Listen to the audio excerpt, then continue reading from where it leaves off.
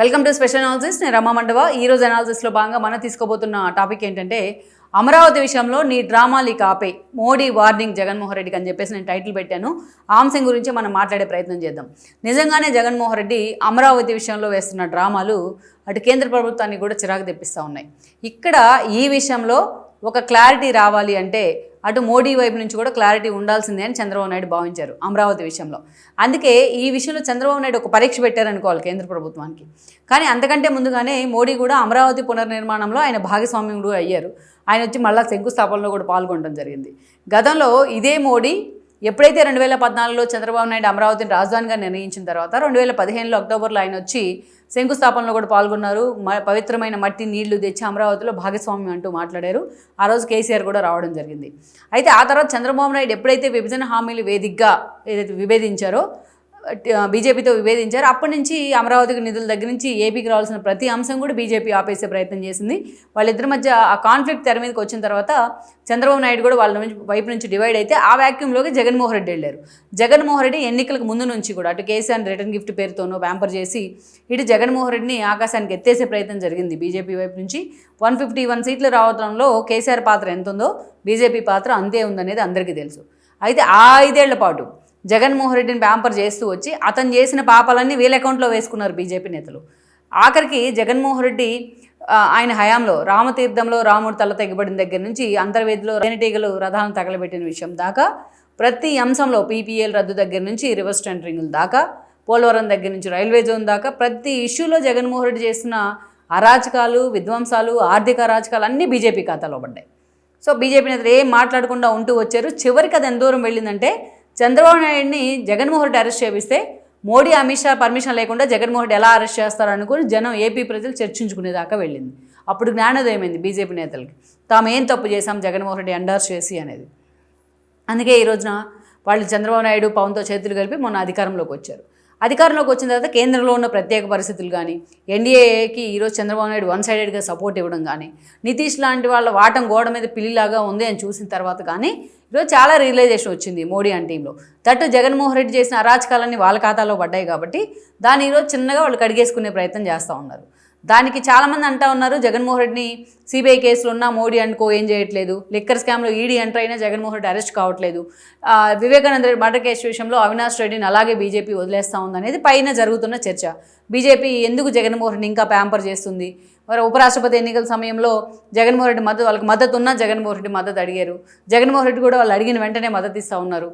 నితిన్ గడ్కరీ లాంటి వాళ్ళు వైసీపీ ఎంపీలతో సన్నిహితంగా ఉంటున్నారు. ఇవన్నీ చాలా ఆల్మోస్ట్ జరుగుతున్న చర్చ ఇది. మోడీ అండ్ జగన్మోహన్ రెడ్డికి మధ్య ఇంకా బాండింగ్ ఉంది. వాళ్ళు జగన్మోహన్ రెడ్డిని కాపాడుకుంటూ ఉన్నారు.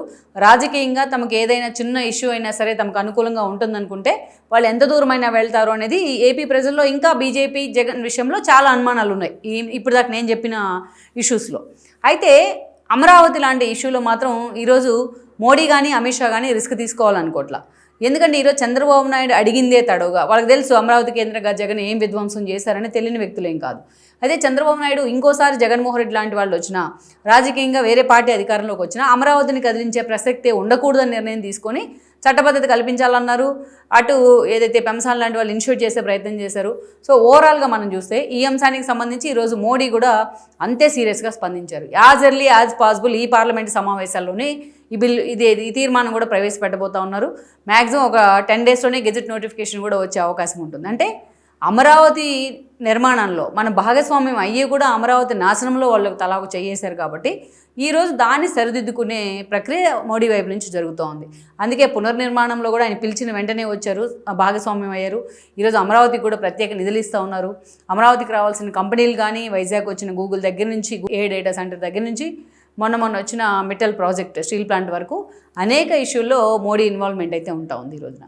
అయితే అమరావతి విషయంలో మాత్రం జగన్మోహన్ రెడ్డి చేసిన అరాచకాలన్నీ మోడీ ఖాతాలో పడ్డాయి కాబట్టి ఇప్పుడు అందుకే ఈ విషయంలో చంద్రబాబు నాయుడు చెప్పిన వెంటనే మోడీ అనుకో గ్రీన్ సిగ్నల్ ఇచ్చారు. ఏ విషయంలో అంత త్వరగా స్పందించుంటారు వాళ్ళు. కానీ అమరావతి గెజిట్ నోటిఫికేషన్ రావాల్సిందే, దానికి సంబంధించి మేము ఏమైనా ఉన్నా కూడా ఇష్యూస్ అమెండ్ చేసే ప్రయత్నం చేస్తాం, ఇది విభజన చట్టం సెక్షన్ 5 దాన్ని మీరు అమెండ్ చేసే ప్రయత్నం చేయండి అని చంద్రబాబు నాయుడు చెప్పిన తర్వాత వెంటనే మోడీ అనుకో గ్రీన్ సిగ్నల్ ఇచ్చారు. అంటే ఇది మోడీ వైపు నుంచి కూడా జరుగుతున్న ఒక ఇనిషియేషన్. అంటే జగన్మోహన్ రెడ్డి ఎట్టి పరిస్థితుల్లోనూ ఈ విషయంలో డినై చేసే ప్రసక్తే లేదు. పార్లమెంట్ సమావేశాల్లోనైనా జగన్మోహన్ రెడ్డి కళ్ళు మూసుకొని మద్దతు ఇవ్వాల్సిందే, లేకుంటే అసలు ఆ రోజు తీర్మానం ఓటింగ్ సమయంలో పాల్గొనకుండా పారిపోవాల్సిందే. ఆ 2 ఆప్షన్స్ తప్ప జగన్మోహన్ రెడ్డికి ఆప్షన్స్ లేవు. అంటే చంద్రబాబు నాయుడు అమరావతి అనడంతోనే అమరావతికి ఆ స్థాయిలో మోడీ మద్దతు ఇస్తున్నారు, అమిత్ షా మద్దతు ఇస్తున్నారు, బీజేపీ వన్ సైడ్గా నిలబడింది, గెజెట్ నోటిఫికేషన్ ఇచ్చేందుకు కూడా సిద్ధపడింది. అంటే ఇది జగన్మోహన్ రెడ్డికి ఒక ఊహించని షాక్.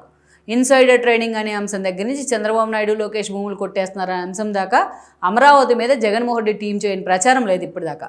అయినా సరే మోడీ దీనికి చట్టబద్ధత కల్పించని గ్రీన్ సిగ్నల్ ఇచ్చారు అంటేనే జగన్మోహన్ రెడ్డి గుండెల్లో రాయబడినట్టే ఈ రోజున. అంటే చంద్రబాబు నాయుడు కానీ లోకేష్ కానీ ఏం చెప్పినా ఆ స్థాయిలో దాన్ని ఎండార్స్ చేసేందుకు మేము సిద్ధంగా ఉన్నాం అనే మెసేజ్ ఈరోజు మోడీ వైపు నుంచి జగన్మోహన్ రెడ్డికి వచ్చింది. అందుకే అమరావతి లాంటి విషయాల్లో నీ డ్రామాలు ఆపు అనే విధంగా వాళ్ళు సలహా ఇచ్చే ప్రయత్నమే కాదు, ఒక నిర్ణయం తీసుకునే ప్రయత్నం ఈ రోజు వైపు నుంచి జరుగుతోంది. మొత్తానికైతే ఇది బీజేపీ అండ్ టీడీపీ మధ్య ఉన్న ఒక క్లోజ్ బాండింగ్కి, మోడీ చంద్రబాబు నాయుడు మధ్య ఉన్న గుడ్ రిలేషన్స్కి ఇదొక ఎగ్జాంపుల్ అనే చెప్పుకోవాలి. సో మొత్తానికైతే మాత్రం ఈరోజు ఈ విషయంలో ఏం చేయలేరు జగన్మోహన్ రెడ్డి. అమరావతి విషయంలో చంద్రబాబు నాయుడు వరకు వాళ్ళు విమర్శలు చేయగలిగారేమో కానీ కేంద్రమే దానికి చట్టబద్ధత కల్పించిన తర్వాత ఈరోజు అమరావతిని టచ్ చేసే ప్రయత్నం జగన్మోహన్ రెడ్డి చేయలేరు. అది మోడీ నిర్ణయం కాబట్టి అటు మోడీని కూడా విమర్శించే ప్రయత్నం జగన్మోహన్ రెడ్డి చేసే సాహసం కూడా చేయరు. సో మొత్తానికైతే మాత్రం ఈరోజు మోడీనే ఈ విషయంలో చంద్రబాబు నాయుడు కంటే ముందుగానే మోడీనే జగన్మోహన్ రెడ్డికి ఒక ఊహించని షాక్ ఇచ్చినట్లయింది అమరావతి గెజెట్ నోటిఫికేషన్ రూపంలో. Please share, like and subscribe R24 Telugu YouTube channel.